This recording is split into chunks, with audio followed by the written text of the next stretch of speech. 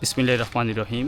আমার পাশে আউটডোরটা, এটা ওয়ালটনিসের আউটডোর। তো এটা হচ্ছে সার্ভিসিং হচ্ছে আসা হয়েছিল, এটা প্রায় 1.5 বছরের মতো। তো এটা আমরা এখানে যেটা পাই, ইন্ডোরেটের কেসিং খোলার পর দেখতে পাই এটার ইন্ডোরেটের 5 মাসের যে হোল, এটা একবারে হচ্ছে বন্ধ করা হয়নি। আর এখানে একবারে উপরের যে ইয়েগুলো র্যাপিং ট্যাপগুলো হচ্ছে ড্যামেজ হয়ে গেছে। এসি স্থাপনের সময় বিষয়টা খুব গুরুত্বপূর্ণ। ইনভার্টার 5 মাসের যে হোল করা হয়, হোলটা হচ্ছে অবশ্যই বন্ধ করতে হবে, না হচ্ছে পরবর্তীতে এসির হচ্ছে অনেক বড় ক্ষতি হয়ে যাবে।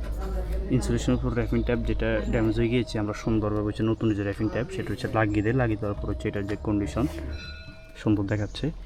আর এখানে ইনভার্টার 5 মাসের যে হোল করা হয়েছিল সেটা হচ্ছে আমরা বন্ধ করে দিই। এই বিষয়টা খুবই গুরুত্বপূর্ণ।